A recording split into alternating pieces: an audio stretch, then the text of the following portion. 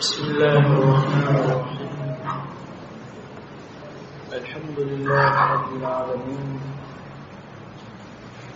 نحمده ونستعينه ونستغفره، نعوذ بالله من شرور أنفسنا وسيئات أعمالنا، من يهده الله فلا مضل له ومن يضلل فلا هادي له، وأشهد أن لا إله إلا الله وحده لا شريك له، وأشهد أن محمدا عبده ورسوله. أما بعد، فإن أصدق الحديث كتاب الله، وخير الهدي هدي محمد صلى الله عليه وآله وسلم، وشر الأمور محدثاتها، وكل محدثة بدعة، وكل بدعة ضلالة، وكل ضلالة في النار. Tunaendelea na tafsiri ya sura At-Tauba ambapo tulianza katika aya nambari 90. Allah subhanahu wa ta'ala aliwataja baadhi ya watu ambao wana haki ya kubakia na kutokwenda vitani kwa sababu ya udhuru za kisheria. Akataja Allah Jalla wa Ala kwa utaratibu wake kwamba katika wale ambao wanayo ruhusa ya kisheria kubakia nyuma na kutokwenda vitani ni wale watu dhaifu, wagonjwa, ambao hawana cha kutoa. Hao sheria imewaruhusu. Kisha Allah subhanahu wa ta'ala akasema, innamas sabil, hakika njia ya jihadi, hakika hapana vingine. As-sabil, njia ya jihadi inayowalazimu na kuwajibikia. Fi hadhihi al-aya, katika aya hii Allah Jalla wa Ala yatawajjahu wal-lawm yataakkad, anawaelekea watu aina fulani na lawama zinakuwa ni kubwa. Ala alladhina yasta'dhinuna, hakika hapana vingine. Njia ya jihadi inawahusu wale ambao yasta'dhinuk wa hum aghniya, wanakutaka idhini kwamba wao hawawezi kwenda jihadi, wapewe ruhusa, na hali yao wao ni matajiri, kwa maana ni watu wanaojiweza katika jihadi. Katika upande wa afya wanajiweza, katika upande wa mali wanajiweza, kisha wakaomba idhini kwako wewe wapewe ruhusa ya kubakia nyumbani. Hao ndio ambao haki yao jihadi. Qadiruna ala al-khuruj, wanaweza kutoka kwenda jihadi. Wala udhra lahu, wala hawana udhuru kwa wao. Fahaula, watu wa aina hii, radu, wameridhia nafsi zao, lianfusihim, katika nafsi zao, wa min dinihim, na dini yao. Wameridhia nini? An yakunu ma'al khawalifi, wao ni miongoni mwa wale waliobakia nyuma. Al-khawalif katika aya hii anakusudia Allah subhanahu wa ta'ala an-nisa'u, wanawake, wadhu'afa, na madhaifu, walmarda, na wale wagonjwa, walladhina la yajiduna ma yunfiqun, na wale ambao hawawezi cha kutoa. Wakaridhia wao wabakie na hawa, hali ya kuwa uwezo wa kwenda jihadi wanao, lakini kutokana na kuwa na nifaq nafsini mwao wakaridhia wabakie nyuma, waseni katika jihadi. kanisai wal atfali wa nahwihim, kama wanawake, watoto na mfano wa hao. An yakunu ma'al khawalifi wa taba'a ala qulubihim, na Allah subhanahu wa ta'ala akapiga chapa katika nafsi zao za unafiki. Inma radu bihadhihi alhal, hakika wao wameridhia hali hii, bi anna Allah taba'a ala qulubihim ay khatama 'alayha, amepiga chapa ya muhuri wa unafiki, bima saa fala yadkhuluha khair, katika nafsi zao haingii khair, wala yuhissuna bimasalihihim, wala hawahisi maslahi yao ad-diniya wa dunyawiyya, maslahi ya kidini na maslahi ya kidunia. fahum la ya'lamun uqubatan lahum, hawajui kwamba watakuwa na adhabu mbele ya Allah ala ma qatarafu, katika yale ambayo wameyaparamia na kuyafanya. Katika aya hii Allah subhanahu wa ta'ala ameonyesha watu ambao hawana udhuru wa kisheria kisha wakabakia nyuma, wao ndio wana haki ya kwenda jihad. Katika hao ambao ilikuwa hawana udhuru katika nyudhuru zilizotajwa, alikuwa ni huyo sahib Ka'b bin Malik radhiyallahu anhu na wenzake wawili, ambapo akielezea kisa hicho sahaba huyu, baada ya kuelezea sababu za munafiqun kutoa nyudhuru za kutokwenda jihadi, akataja sababu hizo kwamba kulikuwa kuna hali mbaya huko wanapokwenda, bali katika miji yao matunda lishanawiri, kivuli kimeshakuja, kisha wao waondoke sehemu ya kivuli waende sehemu ambayo kuna haru shadid, kuna joto kali, la ma wala ta'am, hakuna maji wala hakuna chakula.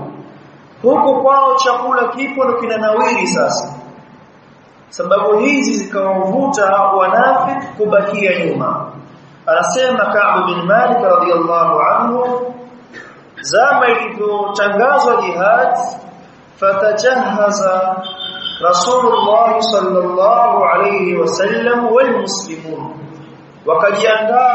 kujiandaa kwa ajili ya jihad Mtume sallallahu alayhi wasallam na waislamu kwa ujumla. Waqaftu aghdu likay atajahaza ma'ahu, mimi nikataraji na kutegemea nitajiandaa pamoja na wao.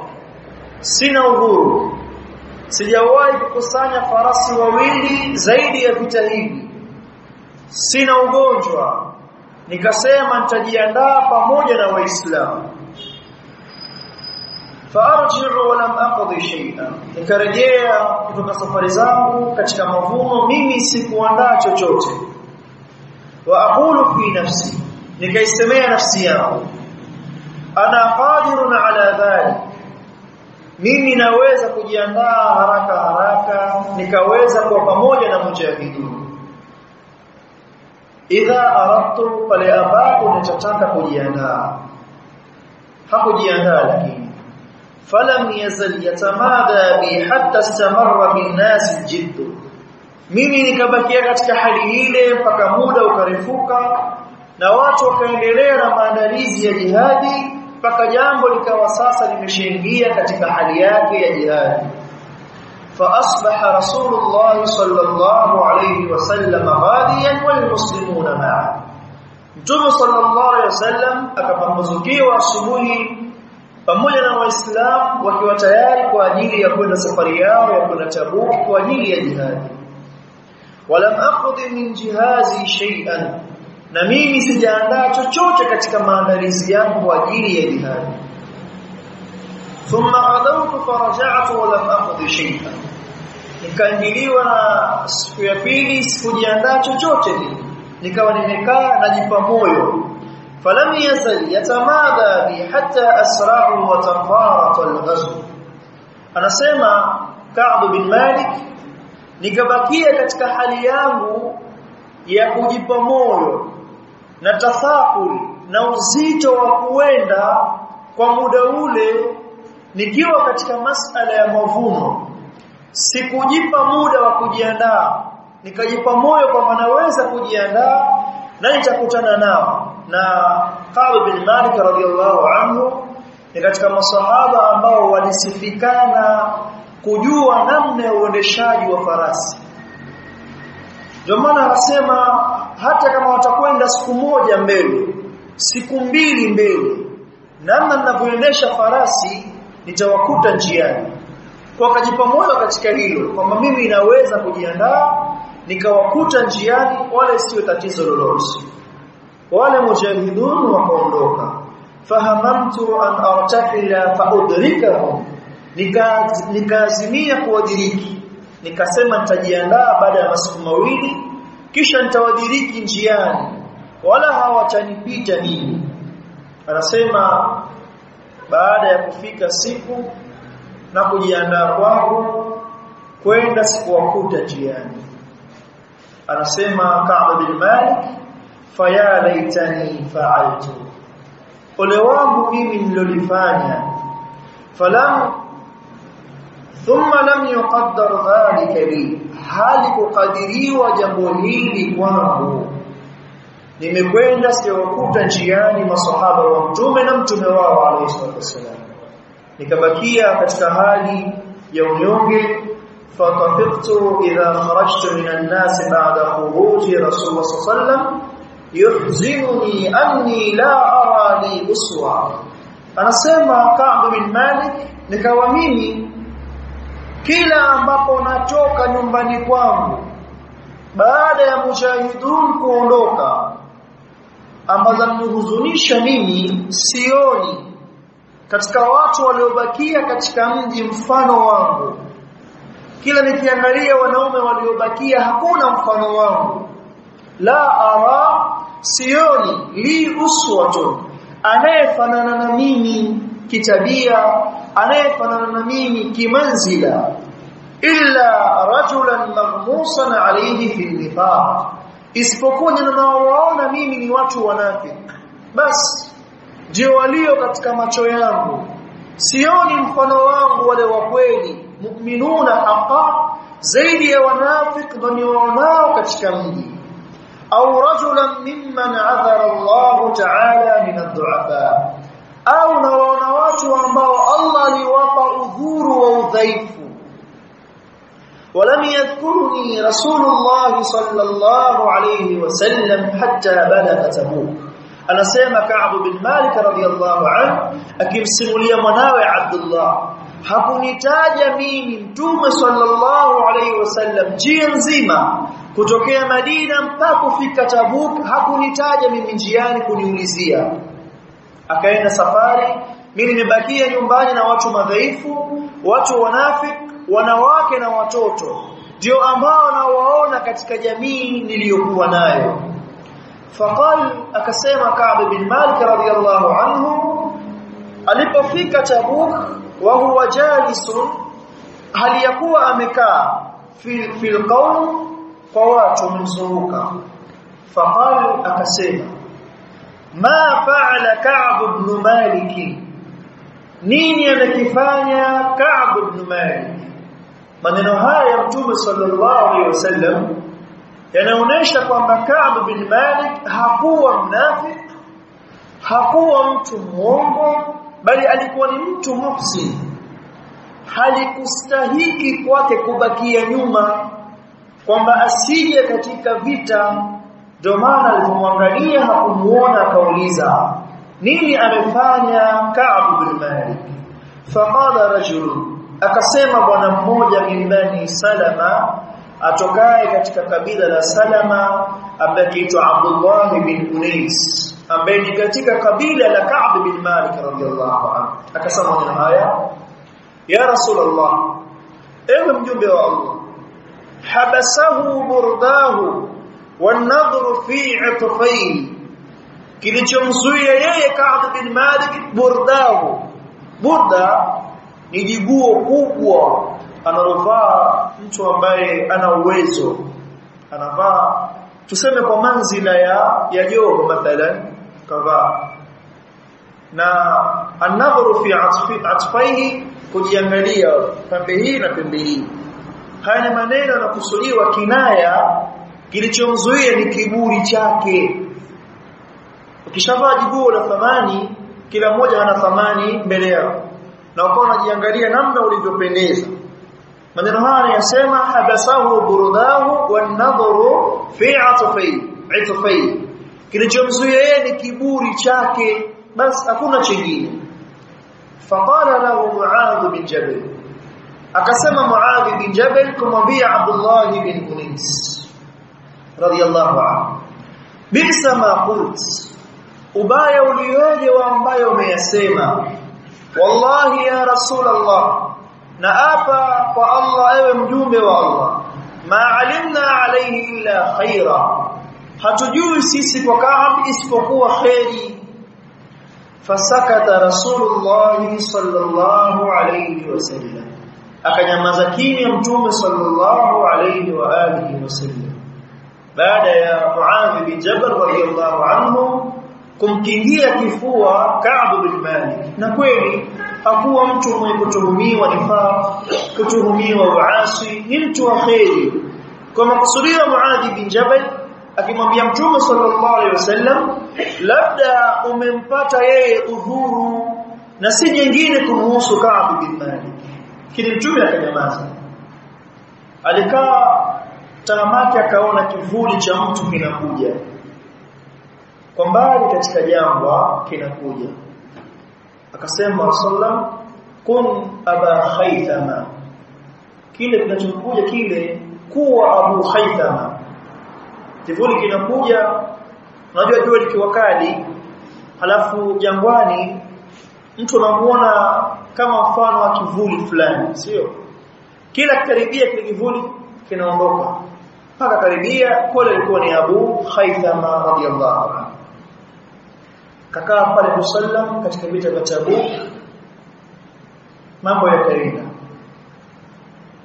Anasema Ka'b bin Malik radiyallahu anhu, falamma balaghani anna Rasulullah sallallahu alayhi wasallam, zama iliponifikia habari nyingi kwamba mtume sallallahu alayhi wasallam qad tawajjaha qafilan min Tabuk, tayari ameshajiandaa kurejea Tabuk, yupo safarini anarejea kutokea Tabuk. Hadharani mathi, ikanipata mimi huzuni kubwa. Fatafiqtu atadhakkaru alkadhiba wa aqul, nikawa mimi sasa naanza kufikiria na kuwaza uongo gani ni useme kwa mtume sallallahu alaihi wasallam. Tayari anarejea, naona haya kukutana na mtume sallallahu alaihi wasallam. Atakaporejea nitamwambia uongo gani niokoke. Akawa anakumbuka na kuwaza aseme uongo gani. Bima akhruju min sakhatihi ghadan, uongo ambao utanitoa mimi kutokana na hasira zake mtume sallallahu alaihi wasallam. Wa asta'inu ala dhalika bikulli dhi ra'yin min ahli, akasema Ka'b bin Malik, nikawa namtaka msaada kila mtu katika jamaa zangu, nisemeje mbele ya mtume sallallahu alaihi wasallam kesho, nifanyeje mbele ya mtume sallallahu alaihi wasallam atakaporejea kesho. Kila akawa anatafuta namna ya kudanganya mbele ya mtume sallallahu alaihi wasallam. Falamma qil, zama paliposemwa inna Rasulullah sallallahu alaihi wasallam qad adalla qadima, kwamba mtume sallallahu alaihi wasallam tayari amekwisha kurubia kufika katika mji wa Madina. Anasema Ka'b bin Malik radhiyallahu anhu, zaha anni al-batil, ikaniondokea mimi ile batili niliyoiwaza. Niliwaza mwanzo niseme uongo mbele ya mtume sallallahu alaihi wasallam, lakini niliposikia kwamba amekaribia kufika, ile batili niliyoiwaza ikaniondokea moyoni mwangu. Hata araftu, mpaka nikafahamu, anni lam anju minhu, kwamba mimi sitaokoka kutoka kwa mtume sallallahu alayhi wasallam bi shay'in, kwa chochote, abadan, milele, faja'tu sidqahu, nikakusanya ukweli, sema nikaanza kuwaza kusema ukweli. Wa asbaha Rasulullah sallallahu alayhi wasallam qadima, asubuhi ilipofika mtume sallallahu alayhi wasallam kafika kwenye mji wa Madina. Wakana, na alikuwa mtume sallallahu alayhi wasallam min adatihi idha qadima min safar, anaporejea kutoka safari, bada bil masjid, kuingia msikitini kwanza, faraka fihi rak'atayn, anasali rak'a mbili, thumma jalasa linnas, kisha hukaa kwa ajili ya watu. Kwa akija pale, wale ambao hawakwenda vitani wanakuja kumsalimu, ambao hawakumuona muda mrefu wanakuja, watu wana maswali yao wanauliza, anakaa msikitini kwanza kisha anaingia nyumbani. Akakaa msikitini pale Mtume sallallahu alayhi wa alihi wasallam.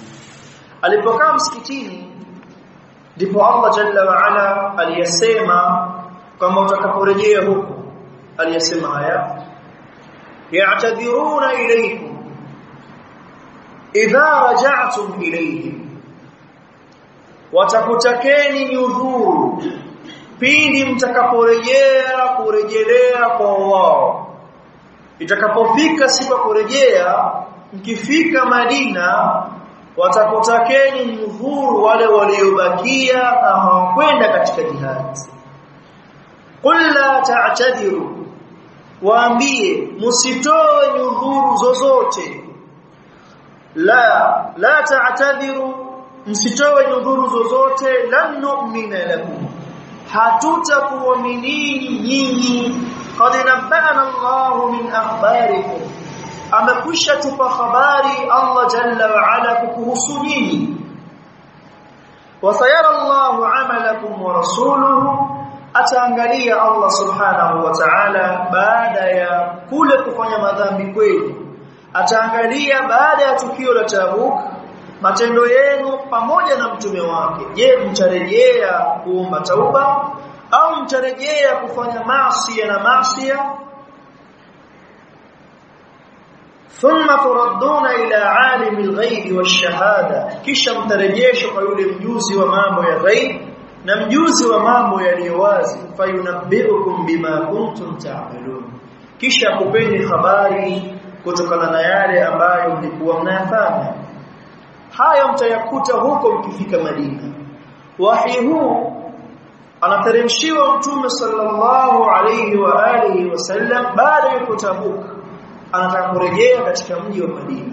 Anaambiwa ukifika Madina watakuja watu kukutaka udhuru, wewe usiwasadikishe udhuru wao, ila chukua dhahiri ya maneno yao. Mimi mzazi wangu alikuwa anaumwa, mwambie haya. Mimi mwenyewe nilikuwa naumwa, mwambie haya. Sikuwa na mali ya kunifikisha Tabuk, mwambie haya. Kila atakayetoa udhuru wewe usimsadikishe, muachie na jambo lake. Sayahlifuna billahi lakum, wataapa kwa jina la Allah kukuwapieni nyinyi juu ya uongo wao wanaosema.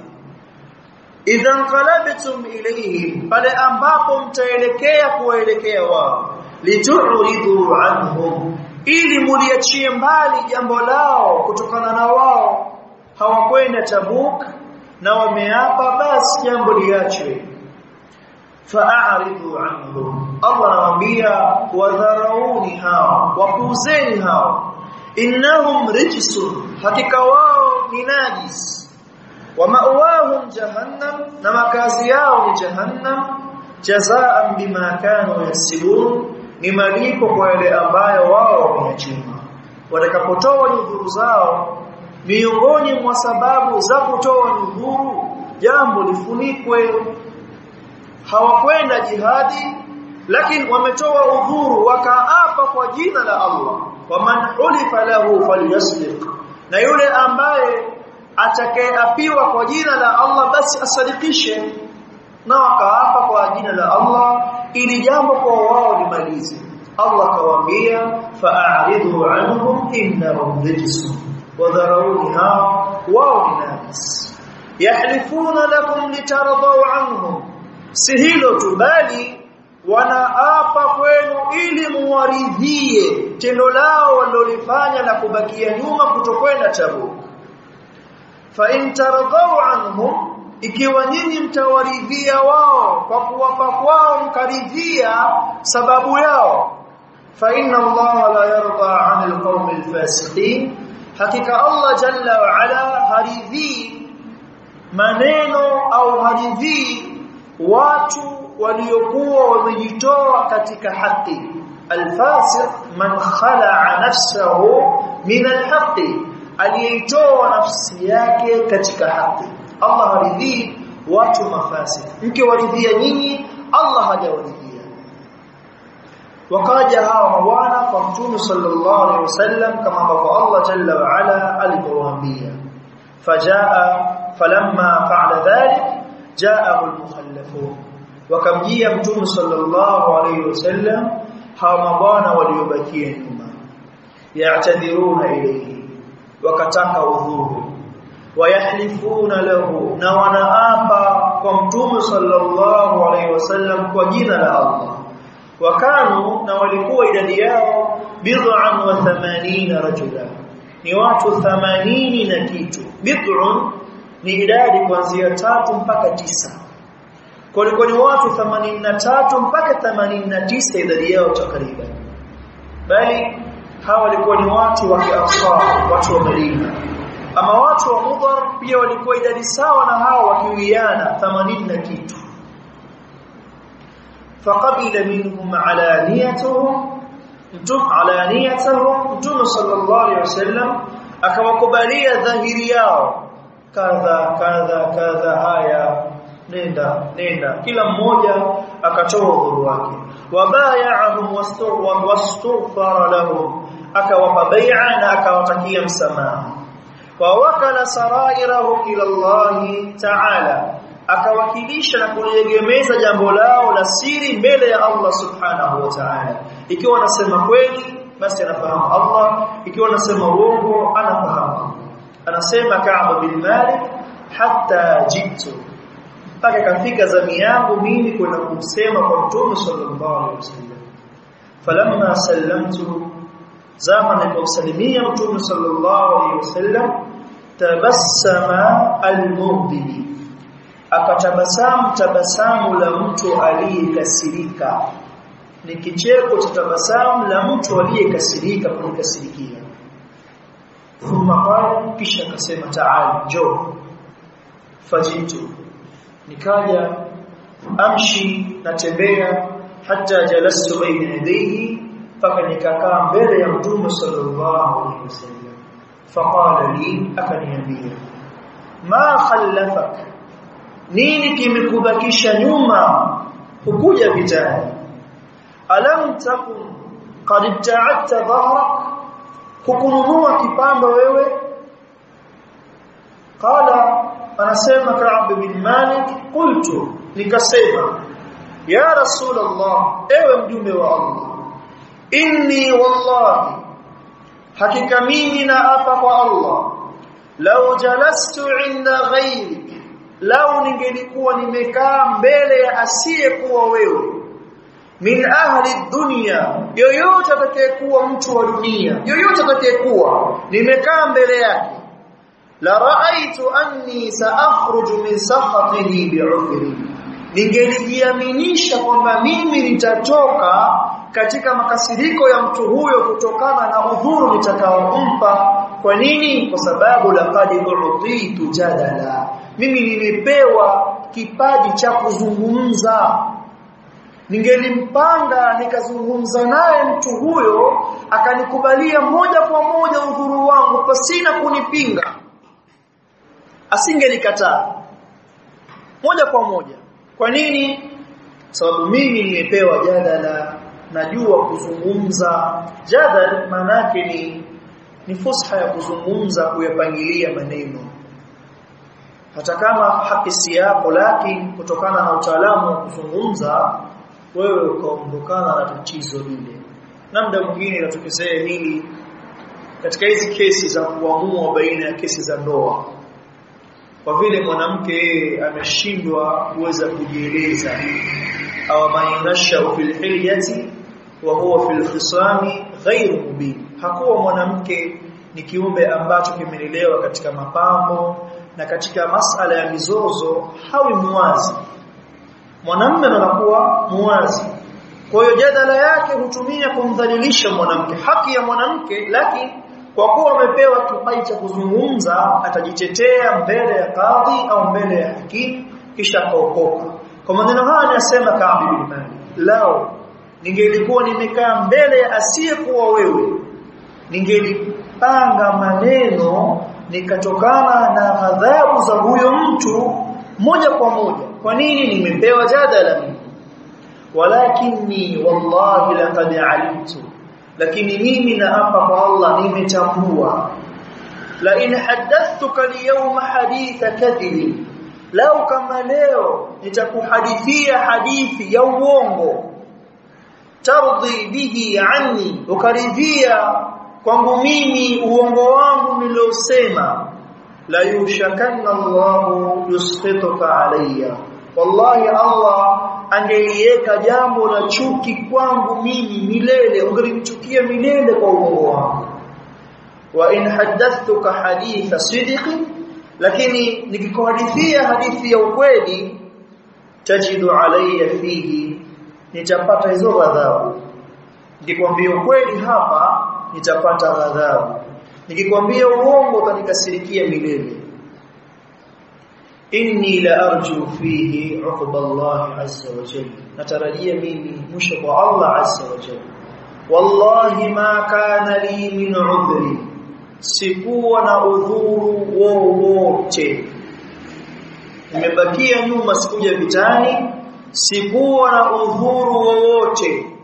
Kisha akamwambia wallahi na hapa kwa Allah, ma kuntu qattu aqwa, sikuwahi kuwa na nguvu mimi huko nyuma, wala aisara minni, wala wepesi wa kwenda vitani kwangu mimi, hina takhallaftu anka, isipokuwa ni muda huu niliyokupinga katika hili. Nilikuwa na uwezo wa kuja, nguvu ninazo na nina wepesi wa kuja vitani, lakini sikuwa na udhuru wote mimi, nimeacha tu kuja vitani. Akasema ukweli wake Ka'b bin Malik radhiyallahu anhu. Faqala Rasulullah sallallahu alayhi wasallam, amma hadha, ama huyu faqad sadaq, amesema kweli. Faqum, simama, hatta yaqdi Allah fik, mpaka Allah atakapotoa hukumu yako, nenda. Wale wengine wote waliotoa udhuru wao wa uongo wakaruhusiwa kwamba wao basi tukapewa bai'a, kisha habari yao. Wewe madamu umesema ukweli wako, nenda mpaka Allah atoe hukumu yako. Wasara rijalun min bani Salama fattaba'uni, wakawa wanakuja watu kutoka katika kabila langu la Bani Salama wakinifuata. Faqalu li, wakawa wananiambia, wallahi ma alimnaka adhnabta dhanban qabla hadha, hatukuwahi kujua kosa ulifanya kabla ya kosa ulifanya leo. Laqad ajasta fi alla takuna atadhamta ila rasulillah, hivi umeshindwa kutoa udhuru mbele ya mtume sallallahu alayhi wasallam, bima atadhara ilayhi almukhallafun, kwa yale ambayo walitoa udhuru waliobakia wenzio. فقد كان كافيك ذنبك استغفار رسول الله صلى الله عليه وسلم, wallahi ungelitoa udhuru, ungelikutosha wewe istighfari ya mtume kwako, angelikutakia msamaha mtume, dhambi umefanya kweli, lakini ungetakiwa msamaha, jambo lingemalizika. Maneno haya walimwambia hapa bwana. Qala, anasema Ka'b bin Malik, fa wallahi, naapa kwa Allah, ma zalu yu'annibunani, hawakuacha kunilaumu watu wa jamaa zangu, hatta aratu an arji'a ila rasulillah sallallahu alayhi wasallam, mpaka nikataraji kurejea kwa mtume sallallahu alayhi wasallam, fa ukadhiba nafsi, nikasema uongo. Sasa yani urafiki mbaya, wananishauri rejea, akaseme uongo, atakutakia msamaha mtume, huoni sasa jambo limekuwa kubwa kwako? Wakawa wananikariria hili, nenda katoe udhuru, kaseme uongo, atakutakia msamaha mtume wako kwa Allah jalla wa ala. Maneno haya yakinipitikia kichwani mwangu, nafsi yangu inaniambia rejea kwa mtume sallallahu alaihi wasallam, kaseme uongo, uepukane na jambo hili. Na huu ndio ubaya kwa marafiki wabaya. Hawakushauri jambo lilokuwa la kheri, watakufanyia mujamala wa mudahana, watakupamba hata kama wewe una makosa. Nasema thumma qultu lahu, kisha nikawaambia wao, hal laqiya hadha ma'i min ahadin, je, kutokana na ambalo nimelifanya mimi limempata mwingine yoyote pamoja na mimi? La kusema ukweli akaambiwa kum hatta yaqdi Allahu fik, yupo ambaye aliamua maneno kama haya? Qalu, wakasema naam, ndio. Laqiyahu ma'aka rajulan, limewapata hilo watu wawili pamoja na wewe. Qala mithla ma qult, walisema mfano uliyosema wewe, hatuna udhuru wote, walisema hayo mfano uliyosema wewe. Waqila lahumma mithlu ma qila lak, na waliambiwa mfano ulioambiwa wewe, qum, simama, hatta yaqdi Allahu fi, mpaka Allah ahukumu kukuhusu wewe. Qala, akasema Ka'b bin Malik, qultu lahu, nikawaambia, man huma, nani hao wawili? Qalu, wakasema Murara ibn Rabi' al-Amri, wa qala ni Murara ibn Rabi'i wa Hilal ibn Umayya al-Waqifi. Hao wawili ndio ambao walisema maneno aliyosema wewe, Murara ibn Rabi' al-Amri wa Hilal ibn Umayya al-Waqifi.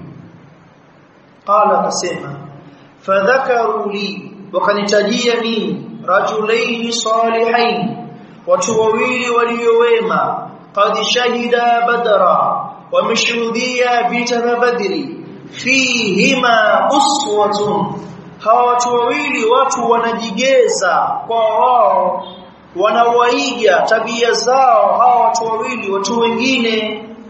Qala, akasema famadaitu hina dhakaruhu mali, jambo likapita nikalipitisha kwangu zama waliponitajia hawa watu wawili. Kwa hiyo hali ikawa namna kama hiyo. Alivyoambiwa hayo akakubaliana na hali ambayo imempata. Wanaha Rasulullah sallallahu alayhi wasallam, akakataza mtume sallallahu alayhi wasallam an kalamina, kuzungumzishwa sisi, ayuha thalathatu min baina man takhallafa anhu, sisi watatu katika wale ambao walitoa uhuru na wakabakia nyuma, sisi tukaambiwa tusisemeshwe na mtu yoyote. Fajtanabna an-nas, watu wakajitenga na sisi. Au qala, au alisema Ka'b bin Malik radhiyallahu anhu, taghayyaru lana, watu wakabadilika kwetu, hatta tanakkarat li fi nafsi al-ardu, mpaka ikabadilika kwangu ardhi ya Madina. Fama hiya bil ardi allati a'rifu, haikuwa ardhi ile ambayo nilizoea. Hatta dhaqat alayya al-ardu bima rahabat, mpaka ardhi ikawa ndogo ya Madina, pamoja na kuwa ardhi ya Madina ni pana, nikaiona ni ardhi moja ndogo sana, nipo sehemu ndogo sana. Hanisemeshi yoyote katika maswahaba wa Mtume sallallahu alayhi wa alihi wasallam, bali hanisemeshi Mtume mwenyewe sallallahu alayhi wasallam. Falabithna ala dhalika 50 layla, tukabakia katika hali hii siku 50. Fa amma sahibaya, ama marafiki wangu hawa wawili, fastakana wa qa'ada fi buyutihima, walikuwa wamebakia nyumbani na wanakaa nyumbani, yabikiani, wanalia. Walikuwa ni watu wazima sana hawa wawili, Hilal ibn Umayya na Murara ibn Rabi', walikuwa ni watu wazima kuliko Ka'b bin Malik. Wa amma ana fakuntu ashabba alqawm, mimi nilikuwa ni kijana, wa ajladahu, na ni mwenye nguvu wao kuliko ni wao. Fakuntu akhruju fa ashhadu as-salah, nilikuwa natoka ndani na kwenda kushuhudia sala ma'al muslimin, pamoja na waislamu. Wa atufu fil aswaq, na nazunguka masokoni. Wala yukallimuni ahadun, wala hanizungumzishi yoyote katika wenzangu.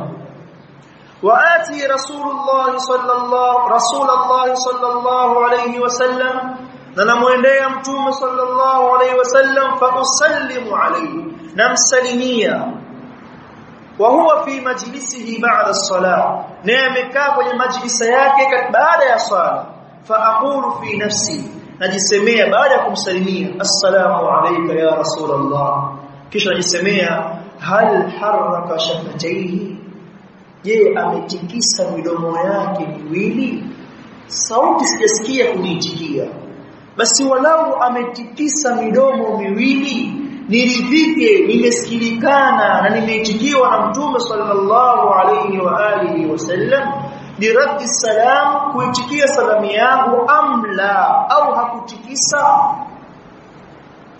thumma usalli qariban minhu nilikuwa nasali karibu na yeye wa usariquhu an-nadara na namuangalia kwa kuibaiba mtume sallallahu alayhi wasallam fa idha aqbaltu ala salati nadara ilayya anapokabili sala yangu huniangalia yeye wa idha iltafattu nahwahu nikimwangalia sasa yake nikigeuka upande wa pili yeye ananiangalia nikimwangalia yeye a'radu anni ananipuzia na geuza uso wake hatta idha tala dhalika alayya min jafwa almuslimin jambo likawarefu kutokana na hili la kudharauliwa na kubezwa na waislamu mashaitu nikatembea mimi hatta tasawwartu jidara haid abi qatada nikaparamia ukuta wa nyumba ya abi qatada wa huwa ibn ammi naye ni mtoto wa ammi yangu wa ahabbu an-nasa ilayya na ni mtu anayependeza zaidi kwangu mimi abu qatada fasallamtu alayhi nikamsalimia fa wallahi ma radda alayya as-salam hakunirejeshia mimi salamu akanyamaza kimya faqultu la nikamwambia ya aba qatada ewe aba qatada anshuduka billah na kuwapia kwa Allah wewe hal ta'lamuni ahabbu Allah wa rasula je hunijui kama mimi nampenda Allah na mtume wake fasakat akanyamaza abu qatada fa'udtu nikarejea maneno yangu fanashatuhu nikamwapia fasakat akanyamaza fa'udtu nikarejea tena fanashatuhu nikamwapia faqal akasema Allahu wa rasuluhu a'lam Allah na mtume wake wanajua kuhusu kwamba wanampenda Allah na mtume wake Allah na mtume wake wanajua mimi sina la kusema kwa kuwa ni ibn ammi maneno haya yakamtoka kwa ndugu yake yanamuuma yakamtoka fafadat aynaya macho yangu yakabudika na machozi anasema Ka'b bin Malik nikalia maneno yale kuyasikia kwa ndugu yangu mtoto wa ammi yangu Abu Qatada watawallaitu nikageuka hatta tasawwartu aljidar nikauparamia ukuta nikatoka zangu fabaina ana amshi fi suq almadina baina ya kuwa mimi natembea katika soko la Madina idhan nabtiyun min nabati ahli Sham akatokea mkulima miongoni mwa wakulima na wafanyabiashara wa Sham mimman qadima bil-ta'am yabi'uhu bil-Madina amekuja na chakula kuwa anauza mazao anauza Madina anatokea Sham kisha akawa anauliza watu man yadullu ala Ka'b bin Malik nani anamjua Ka'b bin Malik sokoni anauliza watu fatafika an-nas yushiruna lahu ilayya watu wanamuonesha kwangu yule pale Ka'b bin Malik hatta jaani akaingia fadafa ilayya kitaban min Malik Ghassan akanipa barua itokayo kwa mfalme wa Ghassan wa kuntu katiba anasema Ka'b bin Malik radiyallahu anhu nilikuwa ni mwandishi mimi wa wahi wa Mtume sallallahu alaihi wasallam najua kusoma faqara'tu nikaisoma fa idha fihi tahamaki nikakuta ndani ya risala hii amma baada ya muqaddima fa innahu qad balaghana anna sahibaka qad jafaka tumesikia kwamba huyo mwenzako yani Mtume sallallahu alaihi wasallam amekupotezea na kukubeza amekuacha walam yaj'al laka Allahu bidarin hawadin wala madi'a, hakukujalia wewe Allah uwe dhalili katika nyumba hii ya dunia wala uwe ni mwenye kupotea. Falhaqqu bina nuwasik, haki ni kwetu, njoo tutakunusuru sisi. Tazama, yupo na hali mbaya, Allah anampa mtihani mwingine, analetea barua ya mji mwingine, anaambiwa njoo tutakunusuru na kutakutia nguvu sisi, achana nao hao. Niliposoma ile barua fakultu, nikasema wa hadhihi aidan min albala'i, na huu pia nao ni mtihani. Fatayammamtu biha at-tanur fasajartuha, nikaandaa tanuri nikaichoma moto barua ile. Ni mtihani ambao Allah pia kanitahini. Hatta idha madat 40 min al-50, paka ilipofika siku 40 kuelekea siku 50, baada ya katika hali kama hiyo.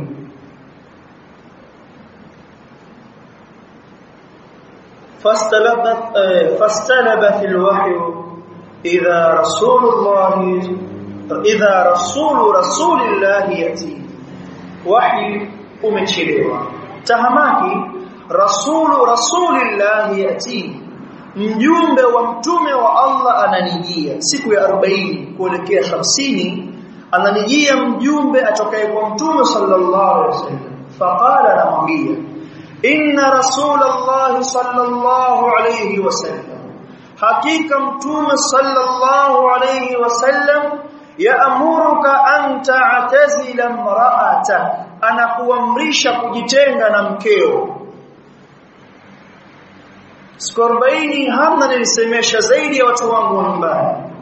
Leo ananijia mtume ananiambia unaambiwa pia mkeo uondokane naye, ubakie peke yako. Ni mtihani mwingine umekuja. Fakultu, nikajisemea utalikuha, nimpe talaka am madha af'al, au nifanyeje? Faqala, akasema la, usimpe talaka, bal i'tazilha fala taqrabannaha, jitenge naye usimkaribie mkeo, jitenge naye usimkaribie mkeo.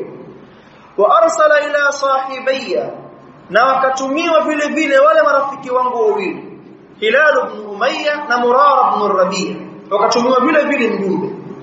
Bimithli dhalika, mfano wangu.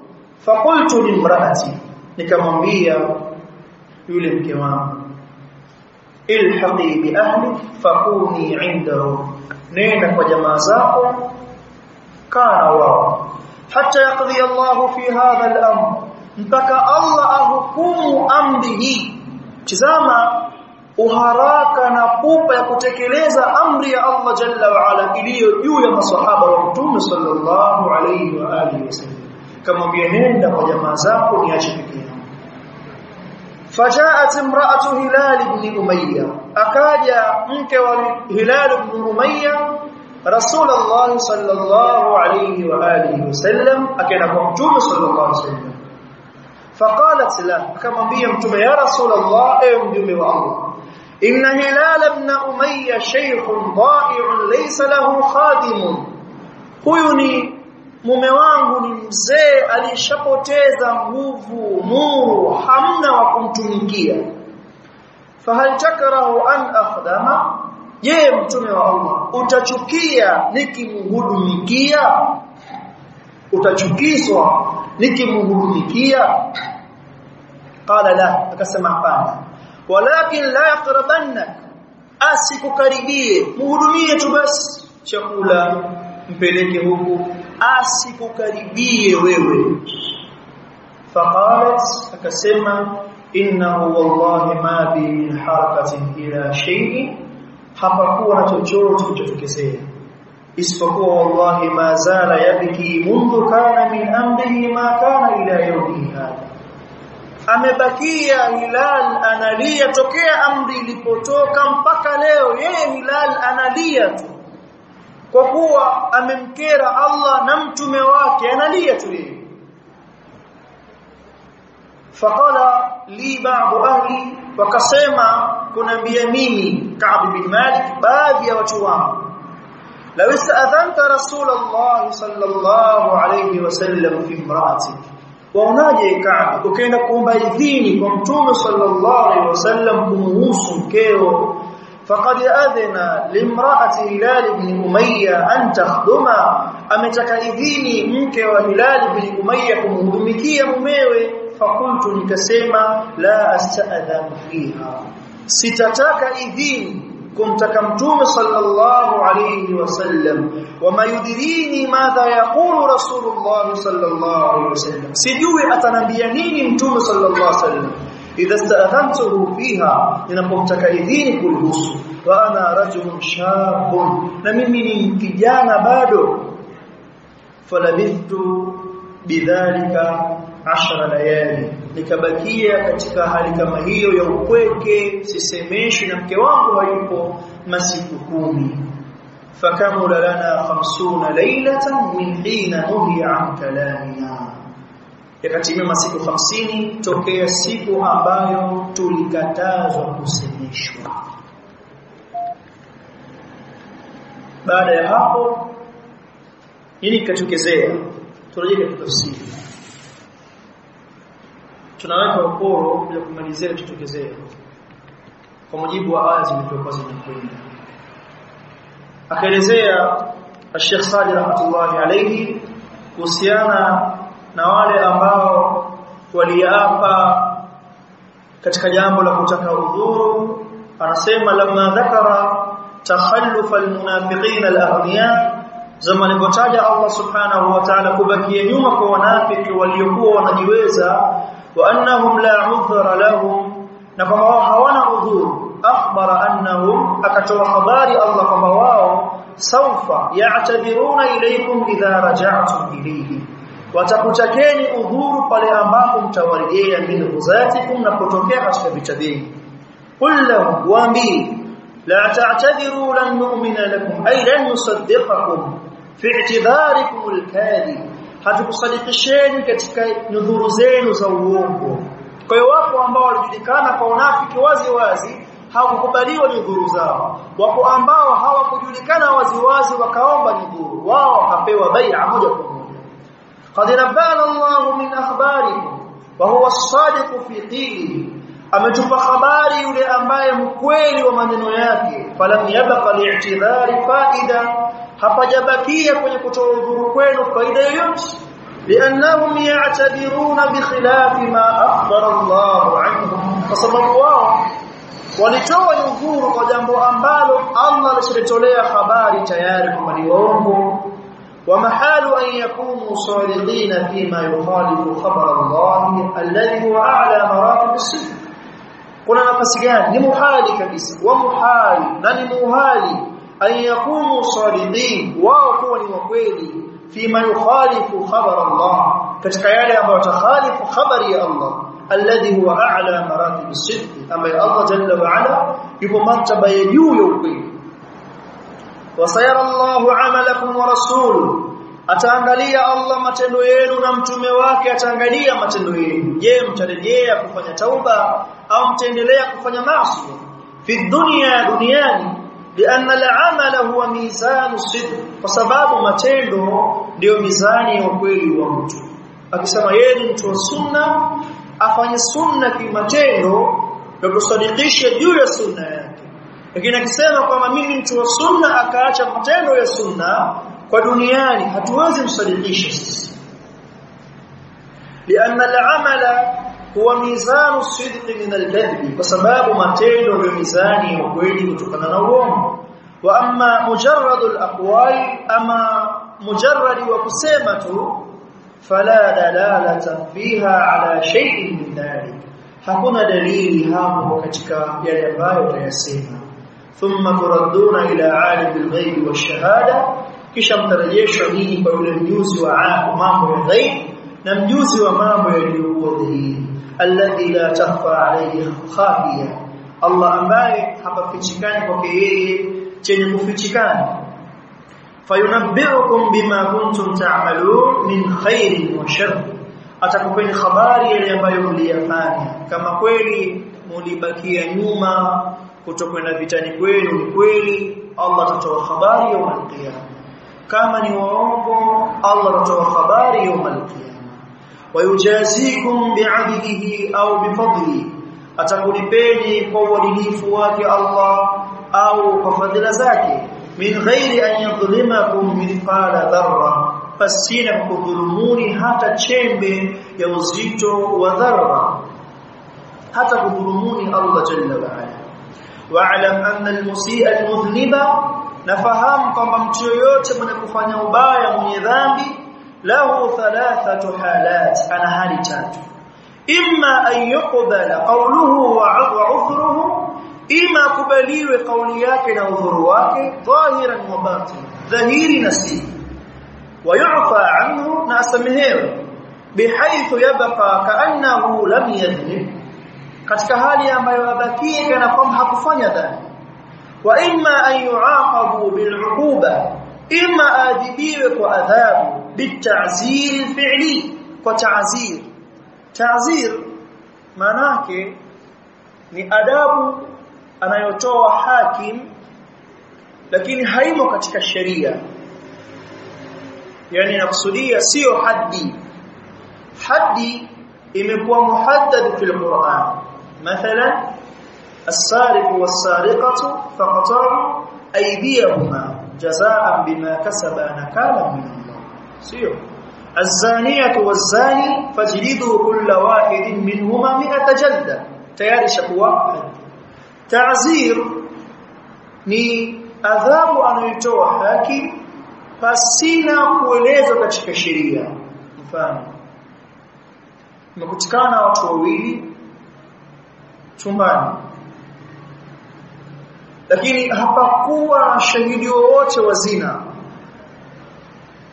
kesi kaenda kwa vile kitendo cha kukaa fulwa baina ya mwanamke na mwanamume ni madhambi lakini hakuna adabu ya Allah aliyotoa moja kwa moja itakuwa juu ya kadhi sasa aseme hawa wawili kila mmoja chezewa kwa 20 sawa hiyo ta'zir au hata adabu anayotia mzee kumtia mwanae pia huitwa ta'zir kwa hiyo ima mtu kafanya kosa akataka kwa kosa lake lile kwa hali tatu ima atoe udhuru kubaliwe udhuru wake ima atoe udhuru usikubaliwe udhuru wake kisha ayuaqabu bil'uquba adhibiwe kwa adhabu wa ta'zir al-fi'li ala dhanbihi juu ya dhambi yao kama walifanywa hawa Ka'b bin Malik na wenzake wa imma an yu'rada anhu imma akuzi mali aachu mali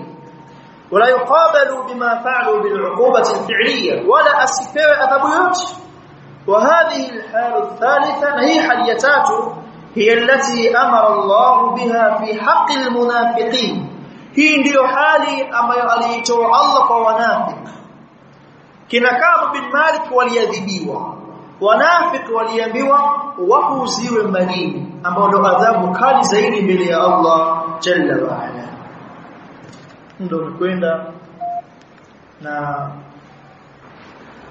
tukishikana hapa سبحانك اللهم وبحمدك أشهد أن لا إله إلا أنت أستغفرك وأتوب إليك والحمد لله رب العالمين